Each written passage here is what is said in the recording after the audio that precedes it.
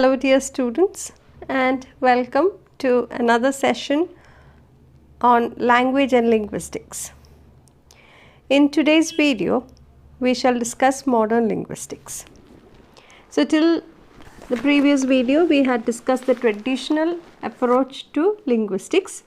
In this video, we shall discuss modern linguistics. Now, see, modern linguistics is greatly indebted to the Swiss linguist Ferdinand de Saussure. Now, he is referred to as the father of modern linguistics.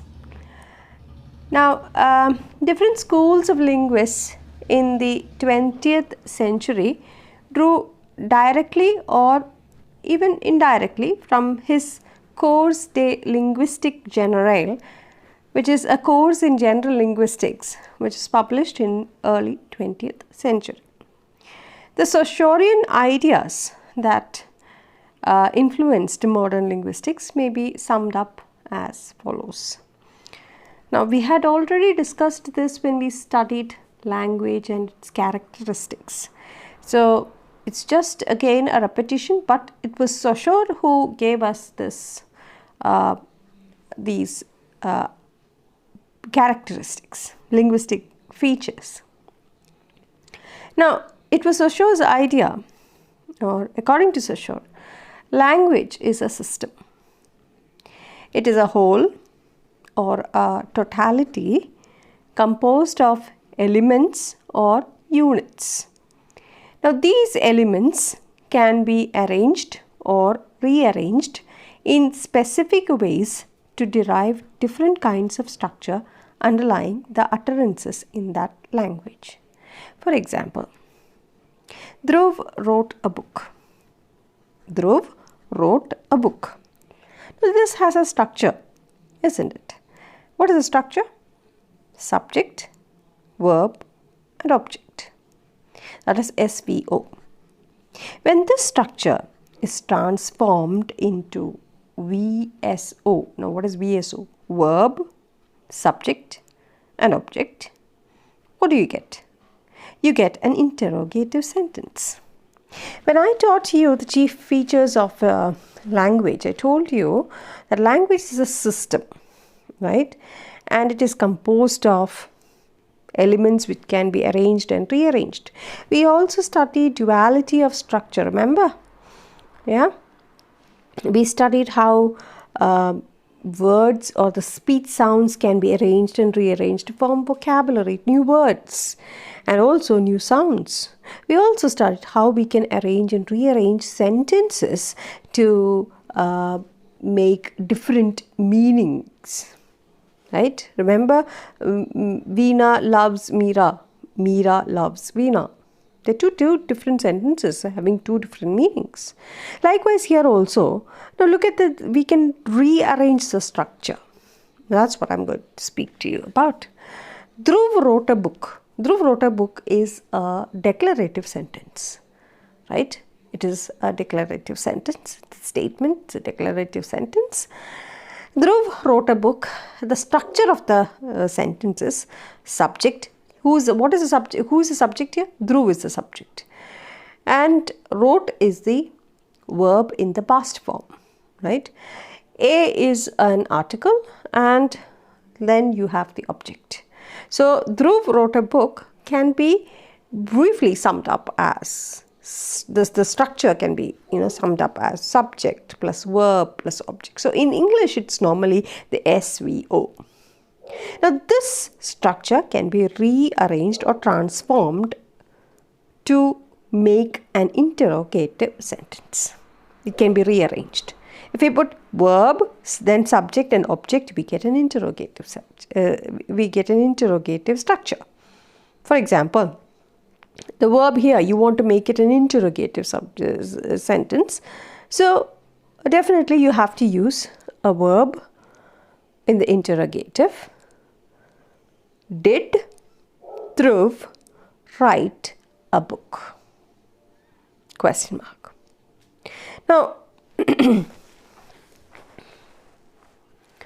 so every language is a system with a number of such structures which are normally governed by certain rules, certain principles, and each rule and principle differ from language to language. For example, in a declarative sentence, we have SVO structure.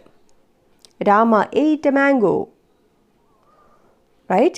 In an interrogative sentence, we have the VSO structure. Did Rama eat a mango? In Malayalam, the grammar structure is SOV, subject, object, verb. Okay, Malayalam's structure is SOV. Whereas in English, it is SVO structure.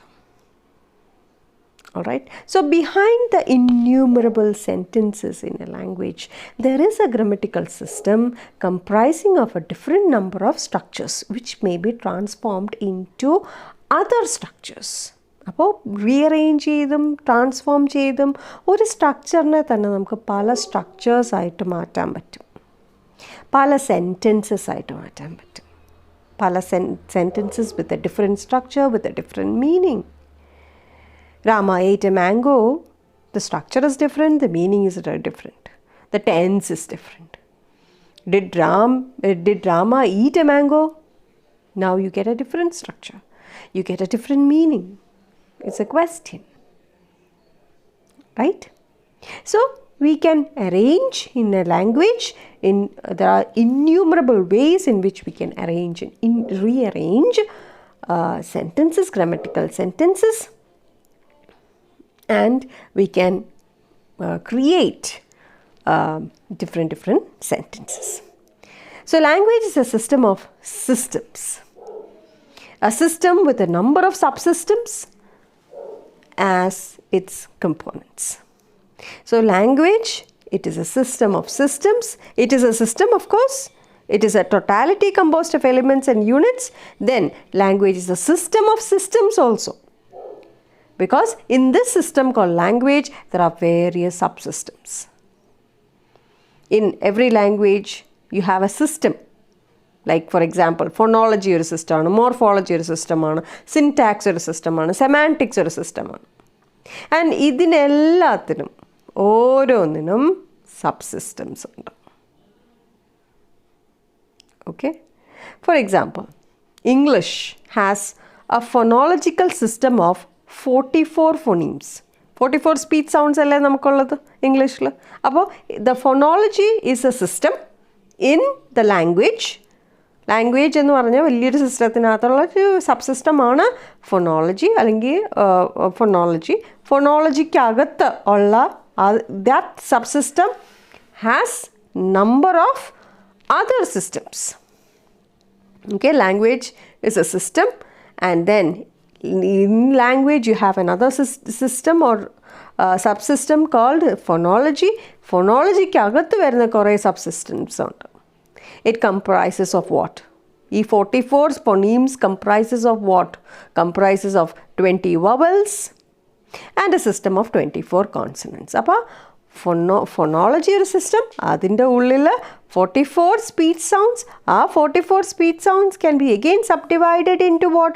20 vowels and 24 consonants. Right? Appo it is a system of systems. Okay? Hope it's clear to you. Now this system of regularities underlying actual utterances produced by speakers is called Langue. Now I have come to a very important concept. What is Langue? The actual manifestation of language in individual utterances is called a parole.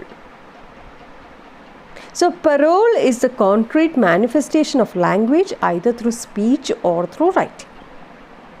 Langue, on the other hand, is an abstract system, a knowledge of which is necessary for producing and understanding speech or writing. Langue refers to the language system of which parole is the manifestation. Okay? Now let me simplify it a little more for you. Langue എന്ന് പറയുമ്പോൾ language എന്ന് മനസ്സിൽ വിചാരിക്കാം.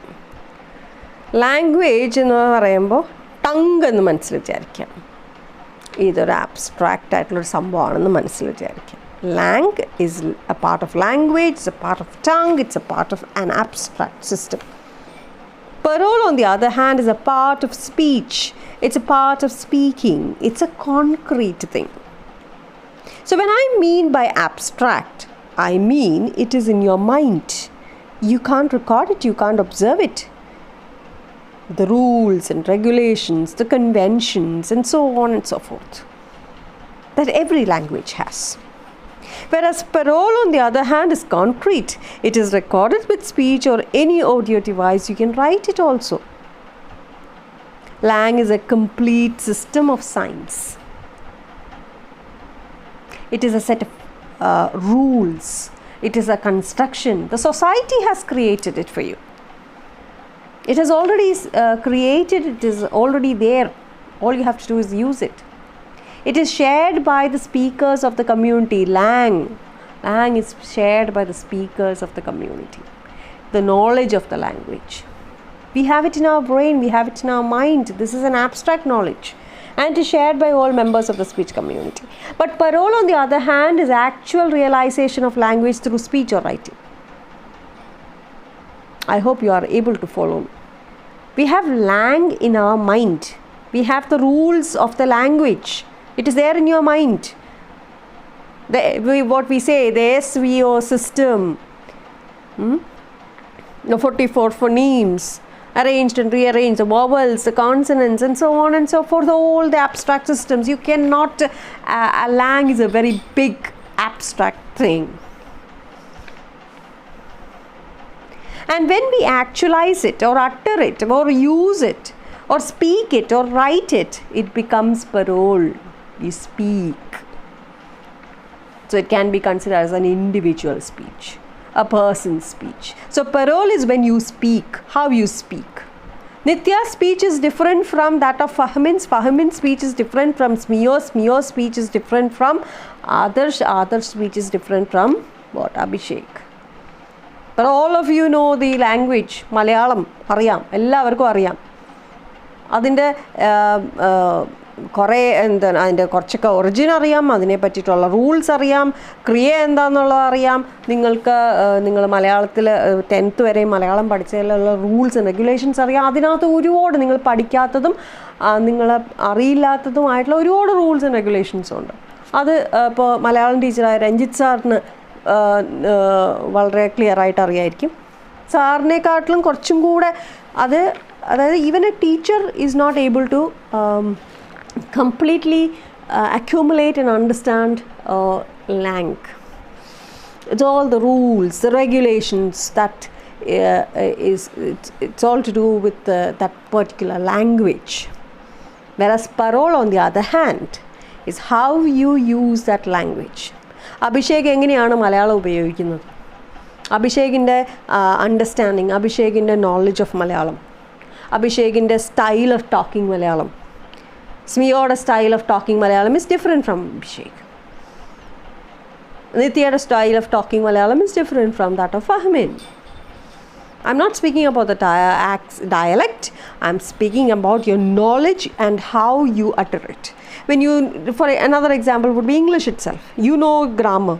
You know the rules and regulations of grammar. You know the tenses. But when you use it in front of public, in front of others, how you use it. Some people are fluent, some are not, though they know the structure, though they know the grammar, though they know the rules എല്ലാം അറിയാം. പക്ഷേ the way they speak it is different. How they use the langue is different. How they parole it is different. Clear? Langue is all to do with the systems. Langue is all to do with the set of rules and conventions of language, whereas parole is how you utter the language, how you speak the language, how you use the language, how you write the language, and so on.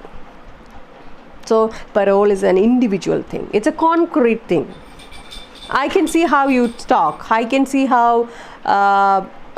you use your langue in the form of parole. Right? I can hear, I can see, I can write, I can see through your written language. Right? So parole is different for each and every person. That is why I said it is a concrete manifestation of language. Whereas Langue, on the other hand, is abstract, is a set of rules, it is a construction, society has already formulated it, it is shared by the speakers of the community, the knowledge of the language, we have it in our brain, we have it in our mind, it is an abstract thing that is shared by all members of the speech community, whereas parole, on the other hand, is a concrete thing. It is when it is spoken, it is the actual realization of language, either through speech or through writing. It is different for everyone. Parole is different for each and every person. It is an individual thing. All right? Hope you understood. Now let's move on to the next one. Language is also a system of signs. Okay, so the next very important concept is that of sign. Now this abstract system called language is an abstract thing. Now this abstract system called language, it manifests itself in sign. It is either in the form of spoken form or the written form. Now the linguistic sign is a unity of image or form, or it is the and also it is the concept. It is a unity of expression and concept. So Saussure's concept of sign revolutionized the perception of language. He gave us the two important terms, sign and signified. Now what is a sign? Now Saussure gave importance to the concept that in fact revolutionized our perception of language. The first concept that he gave was that of sign. Okay, now what is sign? Sign is any word that constitutes or that signifies something. According to Saussure, a sign is composed of a signifier and signified. Whenever I utter the word tree, if you look at the slide, whenever I utter the word tree, this word is going to create certain image of a tree in my mind or in your mind, right? In your brain, that is. Thus, the image it creates in your brain is the signified, and the sound pattern is the signifier, tree. When I say tree, the sound that it creates, the sound pattern is the signifier, and the image that it creates in your mind, that is the signified, the concept. Suppose I say red, I can signify a lot of things, a lot of concepts like love, hatred, violence, traffic light, danger. All these are associated with the color red, right? So all these are signified in our mind. To Saussure, anything you write or anything you say, the basic structure is the word. The center is the word. Any word you speak or write is a sign, and it is composed of two parts: the signifier, which is the word, and the signified, that is the concept. So now the relationship, next what Saussure tries to tell you is that the relationship between the signifier and the signified is arbitrary. That is, the relationship between the word and the meaning of the word is arbitrary. Now what is arbitrary?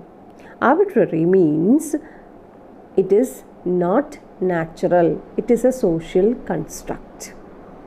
It is something that has happened because a community has named it so.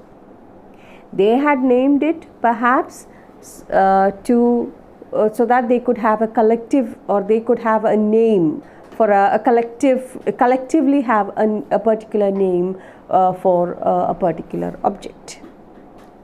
So you have studied that in language and linguistics, I presume, in the first beginning, that language is arbitrary. In other words, there is no logical relationship between a word and what it stands for. That is, its relationship is arbitrary. It is a culturally constructed one. Like for instance, there is a child is taught from the beginning, is shown a cow and is taught from the beginning to understand it as a horse. She's shown a cow and is taught that it is a horse. She learns it as a horse. Whenever she looks at the cow, she learns it as a horse. Okay, or she calls it as horse. So when the word horse is uttered to her, the picture that comes to her mind is that of a cow. Okay, so the word, the signifier is the horse, and the signified is whatever image it comes to her because she is taught by it. Here the child is taught that the horse, looking at the cow, the child is taught that it is a horse. So whenever the word horse is uttered, the child understands it as a cow. The concept or the image of a cow comes to her mind. So this proves that there is no relationship between the signifier and the signified. It is a cultural construct. It is constructed by a community. Who named it a horse? Somebody named it a horse, and therefore the whole community names that particular animal a horse. Who named it a cow? A community named it a cow, and therefore everybody in that community calls it a cow. Okay, another example to prove that the language is arbitrary would be the word tree. If you look at the word tree, the same object has different names in different languages.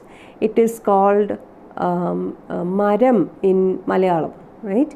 It is called paid in Hindi. Okay, and why do you think, why is it so? Yeah, they are different. That is because in a particular community, the Malayalis, the Malayalam community or the Malayali community has somebody from the community long back, we don't even know, has decided or had decided to name it Maram, and therefore that community which shares the same language, who is able to understand Malayalam, will be able to understand it as Maram. Okay, and a particular community, that is a Hindi, the people who speak Hindi, they decide to name it as paid. In English, the English people decide to name it as tree, and that is why we have different names for the same object in different languages. If the languages, or if the relationship between the signifier and the signified was natural, if it was natural and not arbitrary, then we would have had only one language in this world.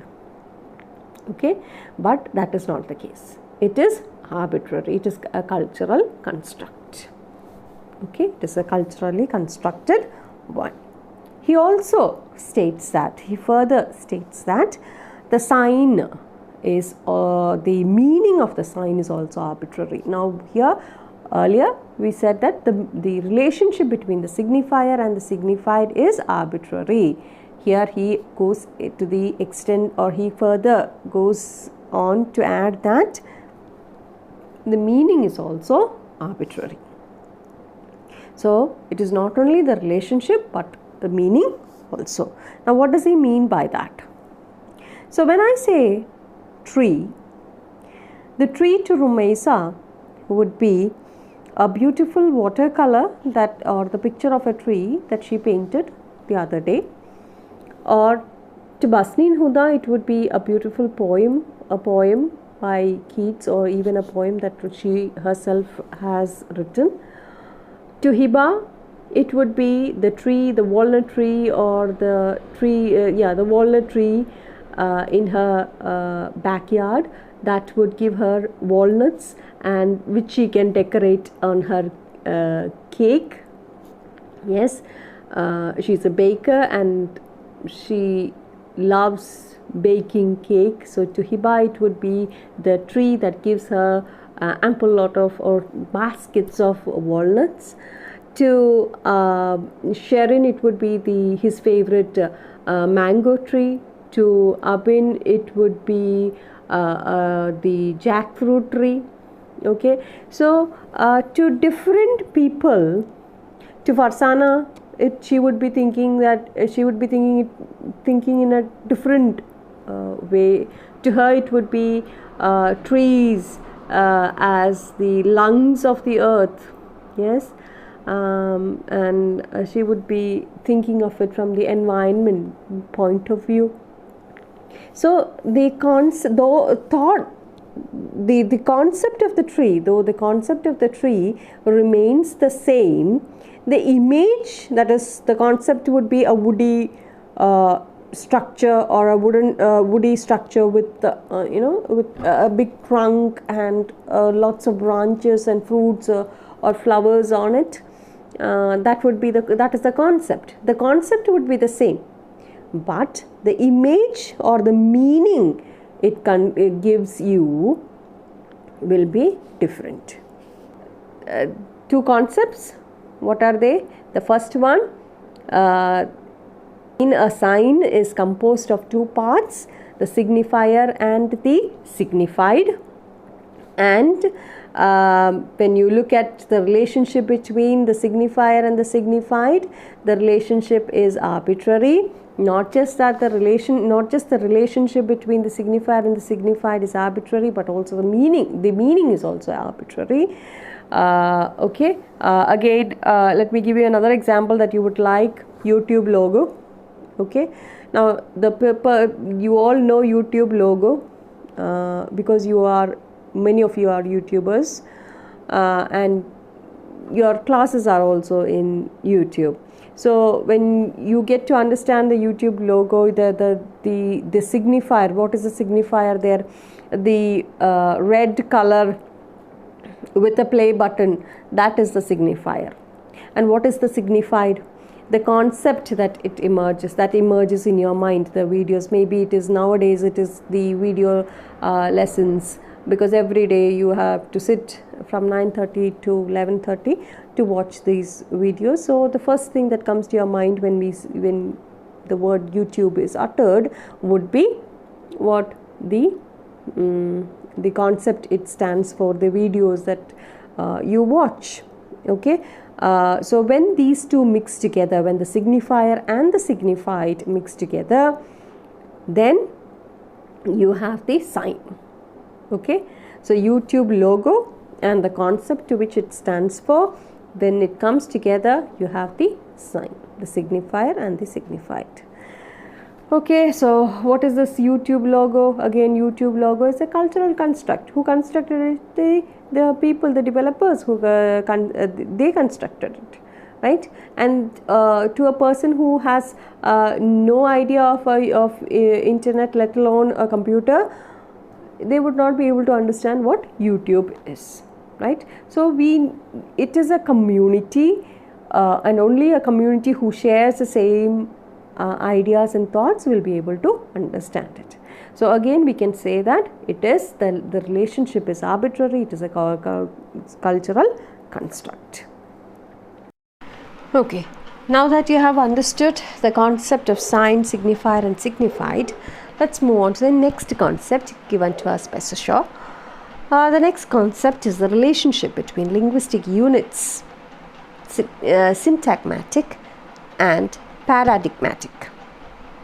Now, linguistic units, they are of two important types, and that is syntagmatic and paradigmatic.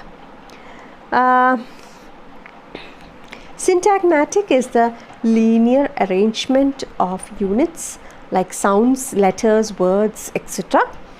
And syntagmatic relations are those a unit derives from its combination with preceding and following elements of the same level. It's a linear arrangement. Now, for example, take an example. Look at the slide. Don't worry, it's not rocket science. Just look at the slide here. Look at that sentence. What's the sentence? The clever girl. Okay. Now, the word clever is syntagmatically related with the preceding word the article the. Right? It is syntagmatically related with the preceding word the and the following word girl. In the construction of the sentence, the clever girl. So the first one, clever, is related with, it is syntagmatically, that is linear arrangement. Horizontally, it is arranged horizontally. The word clever is syntagmatically arranged with the, or related with the, with which word? The article the, and it is also related with the following word girl. Okay, so it is a syntagmatic relation. It is a linear arrangement of what? Of various units of sound, right? The clever girl, there is a sound, the phonetic sound, and the sound level. I don't have to tell you that. I have already taught you the sound level and the word meaning level. Okay, the level of sound and the level of meaning, right? So you have the sound level, the letters here, which the letters combine to form words, right? And they form a structure, they form a sentence. Clear? So they are syntagmatically arranged.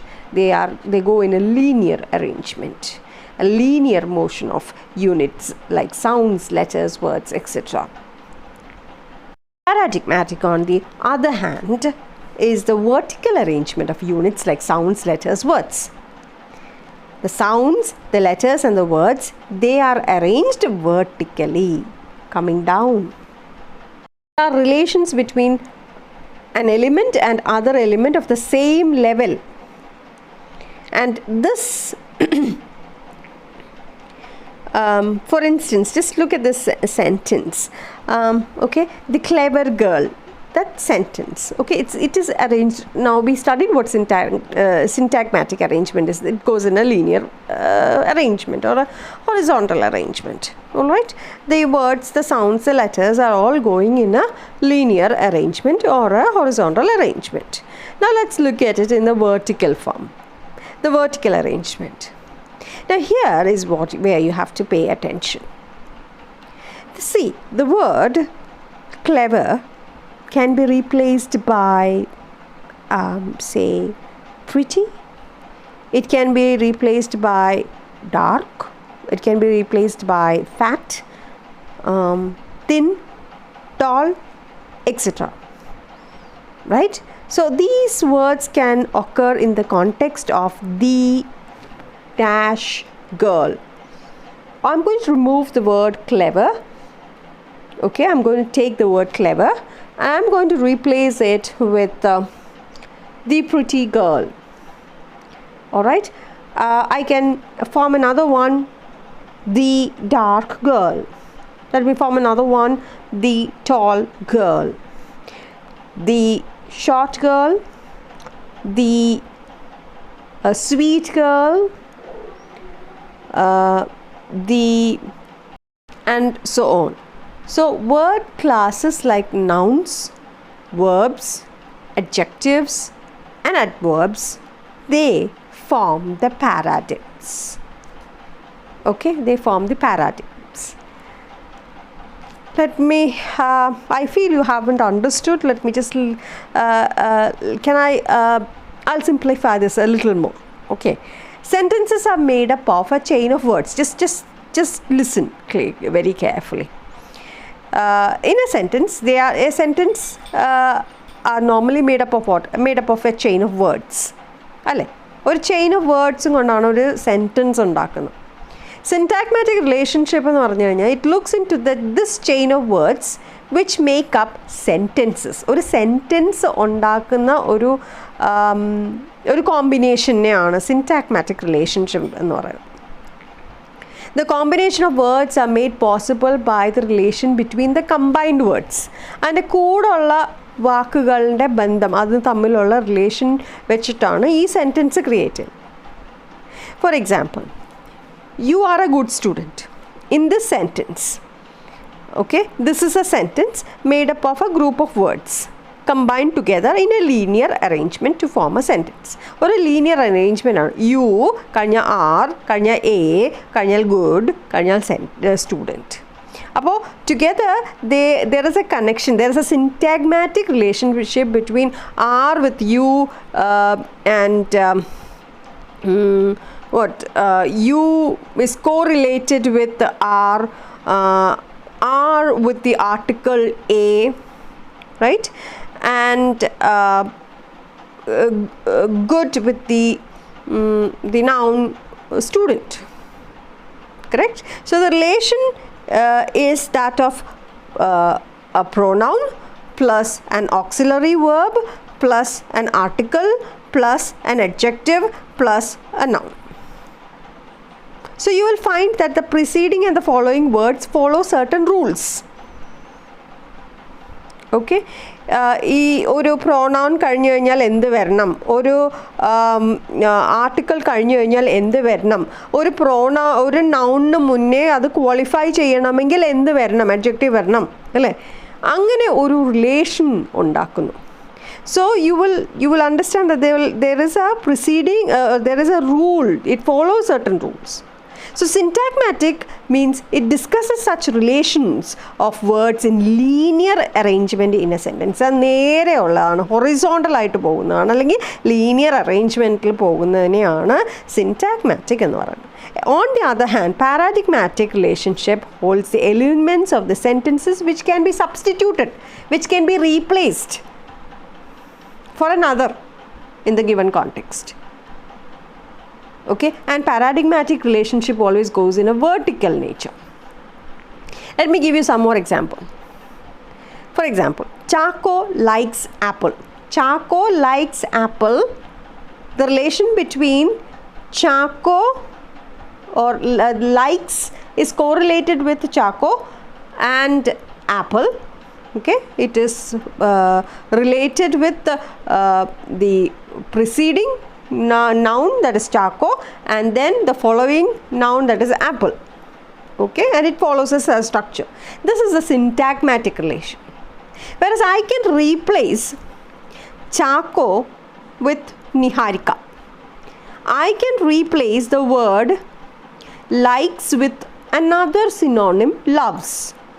I can replace the apple, noun apple, with any other common noun like mango, for example. Okay, I can even replace, so likewise if I am to replace Chaco with Niharika, I can also replace Niharika with Priyanka. So it is a substitution, I can substitute. Okay, I can replace, I can substitute, and it is going in which manner? Vertical manner. Instead of like, I can use the word loves. Instead of loves, I can use the word hates. Chaco likes apple is syntagmatic.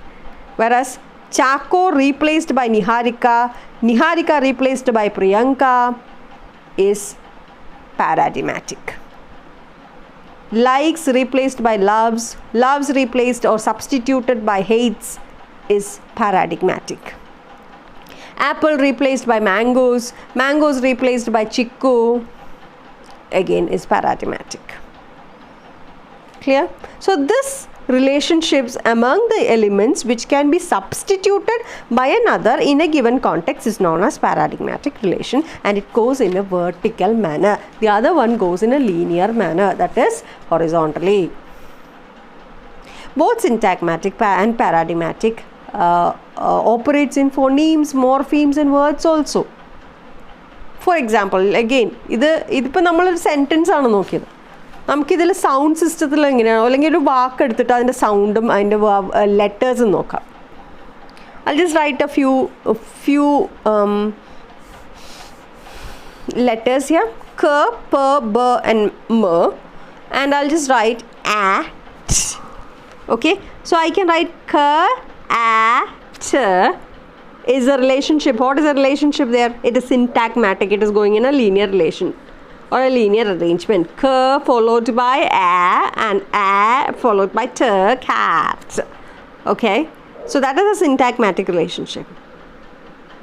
A relationship that goes in a linear arrangement. Whereas I can, if I want to replace k with a p, it becomes pat.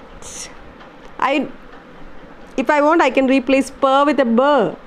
It becomes mat. Oh, sorry, bat. If I want, I can replace b with a m and it becomes mat. Right? So, in the word level, the cat, the phonemes that is arranged, k, a, t is syntagmatic. Whereas when it is substituted by a p or a b or a m, it is paradigmatic. Hope you understood. And now the last concept that we would discuss today is diachronic and synchronic study. What is diachronic? What is synchronic? Now, synchronic study investigates the norms of language at a particular period of time. It does not discuss or analyze changes of the language over time. It revolves around the state of the language as it is in that period. How language, or for example, a comparison of languages and dialects used within some defined spatial region during the same period. Example, Shakespeare's English, Elizabethan English of the 16th century London. Another example would be, see, in US, people used to say soda. For soda, nowadays they have replaced the word pop instead of soda. Ipo soda ennalla parayunnu, adinu vare pop. Can you get me a pop enna paraya? Can you get me a soda ennalla paraya? Soda ennu parayunna vaakine replace ചെയ്തിട്ട് pop എന്നാക്കി. So that can be defined as, that change has taken place in that area in a defined time, in that space, and that's the spatial region during that period, during a particular time, a defined time, and this is synchronic. So Shakespearean English, Elizabethan English of the 16th century London, that is synchronic. Okay, it is investigating the norms, the rules of language at a particular period or time, and it does not discuss or analyze the changes of the language over time. On the other hand, diachronic study of language is the study of the linguistic system of its evolution in time. How language evolves from other languages. നമ്മൾ നേരത്തെ കണ്ടു Indo-Aryan, Indo-European family. അതൊക്കെ diachronic studyയാണ്. Evolution of French from Italian, from Latin, or evolution of Hindi from Sanskrit, etc. Evolution of Malayalam from Sanskrit, evolution of Malayalam from the Dravidian language, evolution of Malayalam from Tamil, and so on. All these are diachronic study. It investigates language changes. It can be the study of the evolution of all languages or a particular language. Okay. One example would be the tracing the development of English from Teutonic language such as Gothic or German. നമ്മളുടെ English language എന്ന് വെച്ചാൽ Teutonic ലാംഗ്വേജാണ്. German അല്ലെങ്കിൽ Gothic ലാംഗ്വേജിൽ നിന്ന് അല്ലെങ്കിൽ German ലാംഗ്വേജിൽ നിന്നാണ് ഇംഗ്ലീഷ് ഡിസെൻഡ് ചെയ്തിട്ടുള്ളത്. So it is a diachronic study. Again, another example would be the study of Old English, Middle English, Modern English up to the present time. That is, it's an example for diachronic study. Okay, so synchronic എന്ന് പറയുന്നത് എന്താ? Synchronic എന്ന് പറയുന്നത് it is studying or investigating the rules of language at a particular period of time.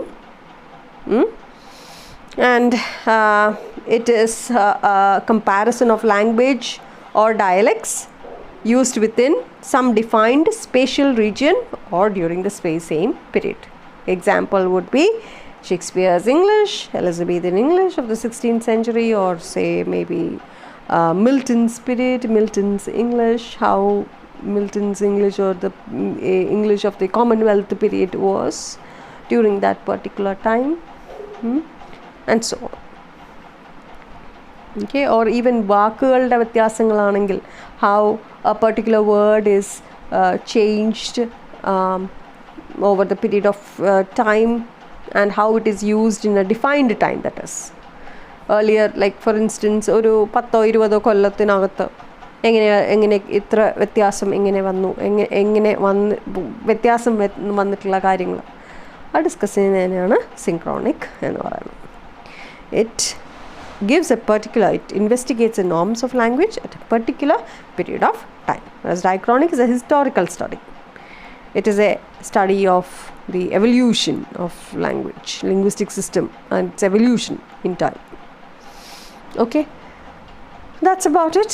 We have completed the concepts, Shorian concepts, the most important concepts, or Shorian concepts, and we shall move on to, in the next class we shall move on to varieties of English. All right, so thank you and keep safe.